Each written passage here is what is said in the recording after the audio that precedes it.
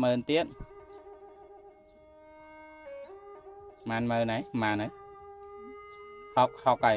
ចឹងហុកនៅ60,000នៅចា60,000គ្រប់150នៅគ្រប់150ដល់ពេលបូកអីវ៉ាន់នេះ50ទៀតគ្រប់200នៅគ្រប់200ឥឡូវចង់ឲ្យជូនពរទៅអ៊ំប្រុសសាននឿបឥឡូវថាក្មួយបញ្ញាបានទទួលជំនួយពីអ៊ំសាននឿបគ្រប់ចំនួន200ហើយចាសូមជូនពរឲ្យអ៊ំមានសុខភាពល្អអ៊ំកាន់តែរីកចម្រើនទៅមុខទៀតសូមឲ្យអ៊ំអាយុវែងចាវែងអាសូមបាទហើយជូនម៉ាក់ចឹងឲ្យម៉ាក់តុកលុយម៉ាក់ហុចឲ្យម៉ាក់តុកបាទហើយបងអូនស្រីមានពាក្យពេចន៍អីតំណាងឲ្យគ្រួសារក៏ដូចជាក្មួយស្រីទាំងបងអូនដែរដែលសាននឿបដែលជាសប្បុរសជនចិត្តបុណ្យចិត្តធម៌ដែលគាត់រស់នៅទីក្រុងរស់នៅរដ្ឋតិចសាសសហរដ្ឋអាមេរិកណាឃើញណាចាបាទឥឡូវនេះអង្គនេះអ៊ំអត់ដូរទេអ៊ំអត់យកទេឲ្យទៅក្មួយវិញហើយអ៊ំប្រុសសាននឿបថែមអង្គមក2ក្រុងទៀតគាត់ថែមជំនួយជាថវិកាតាមរយៈអ៊ំតាមអ៊ំបាត់ជន់នេះហ៎យកថវិកាមកចំនួន$200បាទអរគុណច្រើនលោកពូបាទដែលមានចិត្តបនចិត្តសប្បុរសបានជួយឧបត្ថម្ភដល់គ្រួសារក្មួយប្អូននិងក្មួយស្រីលោកពូឃើញហើយបាទជំនួយនេះមានតម្លៃមែនតើបាទធំធេងណាស់มันអាចនឹកស្មានมันអាចកាត់ថ្លៃបានទេបាទរហូតដល់ធ្វើឲ្យប្អូនស្រីនិងក្មួយស្រីគេហៅថារំភើបស្ទើរតែអ៊ូលអាក់នៅក្នុងអារម្មណ៍បាទដែលថាអង្គយើងទៅរលក់នេះលក់នោះលីធ្ងន់សពគ្រប់បែបយ៉ាងទិញម្ដង 4-5 គីឡូតែនេះជំនួយលោកពូមកថវិកា$200ខ្ញុំទិញអង្គ2បាវតែឥឡូវទៅយកអង្គសិននេះអង្គពូដាក់ឡៃនេះខ្លាច់ឡៃនេះវាឆ្អៀតតបាយណានេះស្ងួតភ្លើងមកខាងនេះហ្មងកុំឲ្យងឹតមករឿងភ្លើងតិចបាទណានេះឡៃនេះម្ដុំណាអត់ទេតុកហ្នឹងទៅមកចូលហ្នឹងហ្មងទៅអត់អីទេណាក្មួយបញ្ញាមកខាងនេះហ្មងនៅមើលខាងណាមកដាក់លើកមើលតែដាក់នងចាស់អត់អីអអង្គុយមកដាក់ខិតក្រោយទៅក៏បានដែរបាទចាបាទនេះបានអង្គមើលទាំងអស់នេះមានអង្គខ្ញុំដាក់អង្គមកពីក្រុងនេះវាស្មើនឹង50គីឡូបាទហើយយើងមានមីមួយកេសមានទឹកត្រីទឹកស៊ីអ៊ូអំបិលប៊ីចេងគ្រឿងអីគេខ្លះគ្រឿងទេសគេហៅគ្រឿងទេសសរុបទាំងអស់ហ្នឹងអស់ថវិកា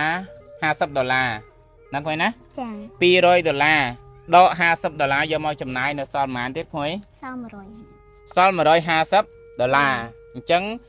អ៊ំត្រូវបកគលថវិកាដែលជាជំនួយរបស់លោកតាអ៊ំប្រុសសាននឿបឲ្យទៅក្មួយស្រីនិងម្ដាយចំនួន$150ទៀតហើយប្រគ្រប់នឹងសម្ភារៈទាំងអស់នេះ150ទៀតត្រូវជា$200គ្រប់ចំនួនបាទអញ្ចឹងខ្ញុំដកថវិកា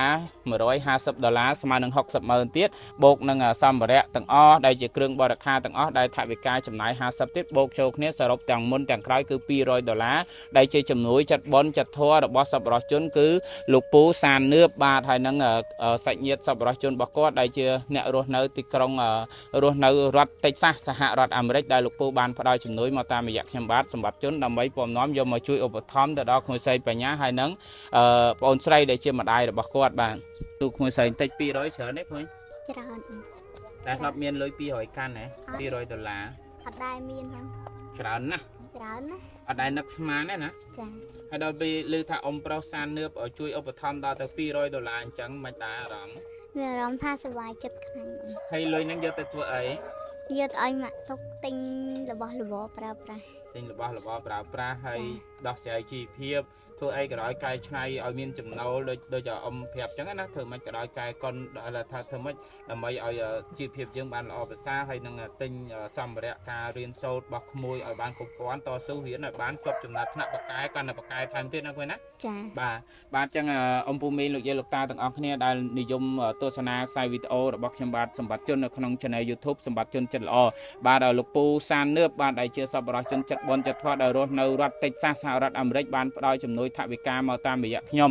បាទជាង200ប៉ុន្តែគាត់ឲ្យខ្ញុំដកជួយឧបត្ថម្ភមកដល់គ្រួសារក្មួយស្រីបញ្ញាចំនួន$200អញ្ចឹង200ខ្ញុំបញ្ជាក់ឡើងវិញគ្រឿងសម្ភារៈអង្គ2ការុងមីគ្រឿងទាំងអស់ហ្នឹងគឺអស់ថវិកា20,000បាទគឺស្មើនឹង$50អញ្ចឹងនៅសល់ថវិកា អ្នកសល់ថវិកា150ទៀតបាទក្មួយជួយរាប់ប្រហែលខ្ទាស់ហើយ4ខ្ទាស់អញ្ចឹងបូកចូលគ្នាទៀត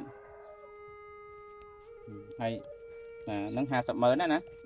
ថែម10,000ទៀតម៉ានមើលណាម៉ានហើយ60ហើយអញ្ចឹង60នៅ60,000នៅចា60,000គ្រប់150នៅគ្រប់150ដល់ពេលបូកអីវ៉ាន់នេះ50ទៀតគ្រប់200នៅគ្រប់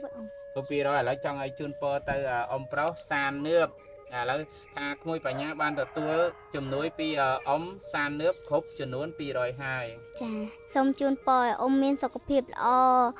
អ៊ំកាន់តែរីកចម្រើនទៅមុខទៀតសូមឲ្យអ៊ំអាយុវែងចាបាទអាសូមបាទហើយជូនម៉ាក់ចឹងឲ្យម៉ាក់តុកលុយម៉ាក់ឲ្យម៉ាក់តុកបាទហើយបងអូនស្រីមានពាក្យពេចន៍អីតំណាងឲ្យគ្រួសារក៏ដូចជាក្មួយស្រីទាំងបងអូនដែរដែល